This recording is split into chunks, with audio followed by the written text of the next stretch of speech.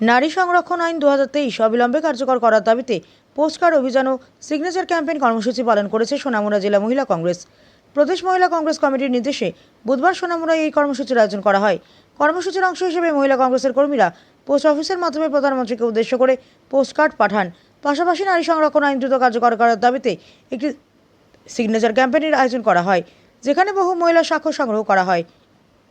এদিনের কর্মসূচিতে উপস্থিত ছিলেন সোনামুড়া জেলা মহিলা কংগ্রেসের সভানেত্রী শেফিও পারভিন। তিনি বলেন, সংসদে নারী সংরক্ষণ বিল পাশ হলেও এখনও তা কার্যকর করা হয়নি।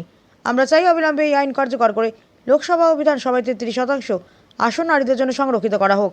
মহিলা কংগ্রেসের দাবি, দেশের রাজনৈতিক ক্ষেত্রে নারীদের অংশগ্রহণ ও প্রতিনিধিত্ব বৃদ্ধি করতে নারী সংরক্ষণ আইন দ্রুত কার্যকর করা অত্যন্ত জরুরি। সেই লক্ষ্যেই জনমত গড়ে তুলতে এই পোস্টকার্ড অভিযান ও স্বাক্ষর কর্মসূচি গ্রহণ করা হয়েছে। সোনামুড়ার প্রতিনিধি রিপোর্ট, প্রতিদিন ত্রিপুরা।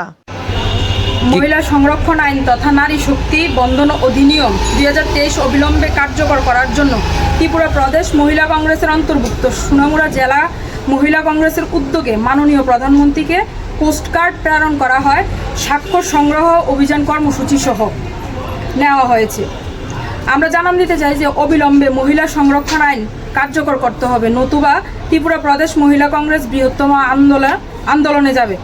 এই প্রোগ্রামটা 1 মে থেকে জুনের 30 তারিখ অবধি চলবে সারা ভারতবর্ষে। আর আমি জানান দিতে চাই যে বিজেপির বেটি বাঁচাও বেটি পড়াও যে কথাটা তারা সবসময় বলে আসছে, আসলে বেটি বাঁচাও বেটি পড়াও না, ওদের হাতে এমপি এমএলএর হাতে প্রচুর মহিলা ধর্ষিত হচ্ছে। এবং আমরা ইদানিং ত্রিপুরার যে শান্তিনিকেতনের ঘটনা আমরা সবাই অবগত আছি।